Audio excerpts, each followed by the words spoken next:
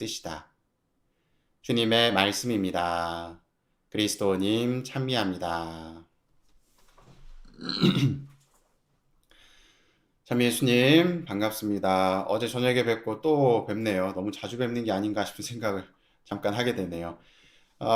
오늘은 복되신 동정마리아 탄생 축일입니다. 복되신 동정마리아 탄생인데, 매일 미사를 살펴보신 것처럼 이 마리아의 탄생이 직접 언제, 어느 때 이루어졌다라고 하는 기록이 남아있는 것은 없습니다. 그럼에도 우리는 이 마리아의 탄생이 의미하고 있는 것이 우리 신앙 안에 커다란 의미가 있기 때문에 이 축일을 통해서 마리아를 더욱더 기억하고 또 그분의 이 업적을 기리는 날이 아닌가 생각됩니다.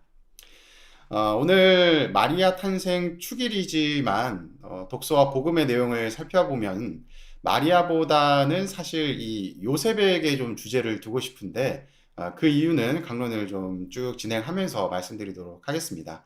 오늘 강론은 조금 딱딱합니다. 제가 좀 성경적인 것들을 중심으로 준비를 했는데요. 좀 듣기 좀 불편하시고 이해가 잘 안 되시더라도 그냥 좀 편안한 마음으로 들어주시면 좋겠습니다. 오늘 일독서는 이 미카예언서 5장 1절에서 4절의 말씀입니다. 미카 예언자는 기원전 8세기에 활동했던 예언자이고 그의 활동 연대는 기원전 725년에서 680년경으로 잡을 수 있습니다. 그 시기를 떠올리면 북이스라엘의 멸망과 더불어서 남유다 또한 위기에 봉착한 상황이란 것을 짐작해 볼 수 있습니다. 기원전 722년 아시리아가 북이스라엘을 멸망시키고 남유다로 진격할 당시에 미카가 살고 있던 동네를 지나가게 됩니다. 그리고 다가올 예루살렘의 상황을 예언하게 되는 내용이죠. 오늘 읽혀지는 5장의 내용은 앞에 4장의 내용과 함께 희망과 구원의 메시지를 담고 있습니다. 그리고 특별히 오늘의 독서 내용은 장차 다윗 가문의 메시아가 나타나 양떼를 치는 목자처럼 이스라엘 자손들을 안전하고 평화롭게 다스릴 것이라는 내용이 나오게 됩니다. 그래서 1절에서 3절까지의 내용에서 메시아를 다윗 가문과 연결시킨 사무엘서의 전통과 동정녀가 아들을 낳으리라는 이사야 예언서의 전통이 합쳐지게 되는 겁니다. 마태복음 저자는 이를 예수님의 탄생과 연결 짓는 것이죠. 결국 사무엘서와 이 이사야서의 두 전통을 이렇게 잘 합쳐서 바로 이 우리가 전통적으로 믿고 또 우리가 이 고대하던 분이 바로 예수님이야라고 하는 것을 마태복음에서는 탁 그 두 개를 연결지어서 우리에게 던져주고 있는 것이죠. 그래서 오늘 복음에서는 이 마테오복음의 1장 1절에 나오는 그리스도의 족보 이야기가 나오는 것입니다. 너희들이 그렇게 고대하던 분이 사실은 바로 예수님이야 라고 하는 것을 이 족보를 통해서 순차적으로 이왕은 이렇게 해서 결국은 바로 그것이 예수님에까지 오는 거야 라는 것을 밝히고 있는 것이죠. 17절까지는 이 족보 이야기가 나오고요. 또 18절부터는 예수님께서 마리아를 통해서 어떻게 태어났는지를 다루고 있습니다. 그런데 마테오복음에서는 루카복음과는 다른 점들이 있습니다. 루카복음에서는 예수님의 탄생 이야기에서 중요 인물이, 이 주인공이 마리아지만 마테오복음서에서는 요셉이기 때문입니다. 그 이유는 요셉의 역할이 예수님의 메시아라는 사실에 커다란 영향을 끼치기 때문입니다. 먼저 요셉이 마리아의 임신 사실을 들었을 때 그는 의로운 마음으로 마리아와 조용히 헤어지려고 합니다. 당시의 혼인 문화 안에서는 남자와 여자가 약혼을 하게 되었고 여자는 친정에서 1년간 지내게 되었습니다. 그 기간에는 성관계를 하지 못했지만 서로가 부부임이 공식적으로 드러나며 이 부부에 관한 책임을 져야 되는 그런 관계였던 것이죠. 그래서 의로운 요셉은 증인을 세워서 조용히 이혼하려고 합니다. 그렇지 않았다면 간통죄에 해당되어서 마리아는 돌에 맞아 죽임을 당하는 그런 수치스러운 상황에 놓여지게 되는 것이죠. 그때 천사가 꿈에 찾아왔다고 합니다. 꿈이라고 하는 것은 하느님과 소통하는 통로라고 우리는 표현을 합니다. 이곳에서 천사는 이렇게 이야기를 합니다. 다윗의 자손 요셉아, 두려워하지 말고 마리아를 아내로 맞아들여라. 여기서 주의 깊게 살펴보아야 되는 점은 요셉을 다윗의 자손이라고 부른다는 점입니다. 성경에서 다윗의 자손이라는 표현은 예수님 외에는 사용된 적이 없습니다. 그런데 요셉에게 유일하게 사용됩니다.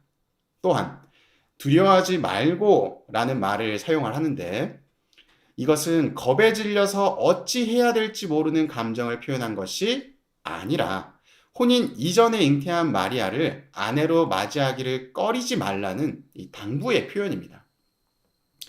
이후 천사는 요셉에게 이야기를 합니다. 마리아가 아들을 낳을 텐데 그 이름을 예수라고 하여라. 루카복음에서는 이 이름을 마리아에게 일러줍니다.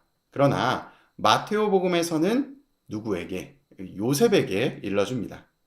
여기서 제가 왜 마리아 축일이지만 요셉을 이야기하겠다고 했는지 드러납니다. 아이가 태어나면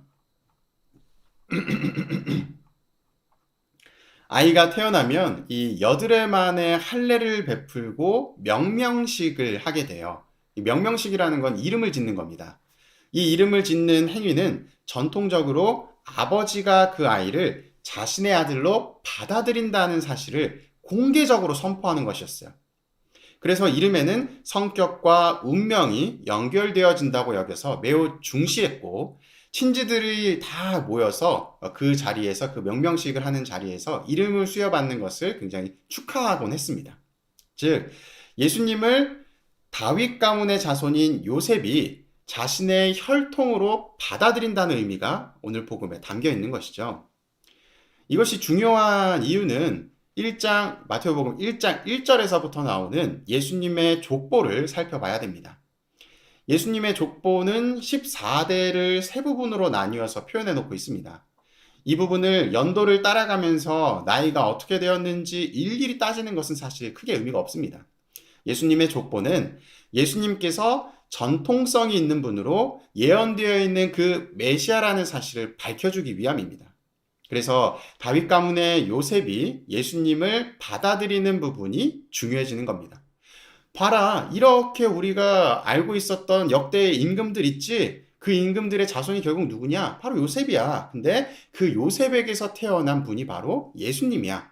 결국은 예수님 또한 전통성이 있는 다윗 가문이야. 라는 사실을 이야기해주고 싶은 거죠. 요셉의 역할이 없었다면 전통성이 있는 분으로 보기 어려울 수도 있기 때문입니다. 오늘 우리는 복되신 동정 마리아 탄생 축일을 지내고 있지만 이 마리아와 더불어서 그리스도의 탄생과 성장을 도운 요셉 성인을 기억했으면 합니다. 요셉 성인은 성경에서 마리아보다도 더 적은 비중으로 등장하면서 외경에서와 전승에서만 그 이야기가 전해져 오고 있습니다. 그러나 그 이야기도 사실은 명확하지 않습니다. 우리는 기억했으면 좋겠습니다. 그리스도의 탄생이 당연히 이루어져야 되는 것으로 여겨지기 때문에 어쩌면 너무나 쉽게 이 세상에 오신 것이라고요. 하지만 그리스도의 탄생이 있기 위해서 하느님의 이끄심과 그것을 받아들인 이들의 결정이 동반되었습니다. 그들이 하느님의 뜻에 순종하지 않았다면 그리스도께서는 세상에 오지 못하셨을 수도 있습니다. 이 세상에 당연한 것은 없습니다. 나의 작은 선행 하나하나가 다른 누군가와 결합되어서 이 세상에 그리스도를 드러낼 수 있습니다. 그러니 나 하나라도 노력하며 그리스도를 증거하는 삶을 살도록 노력합시다.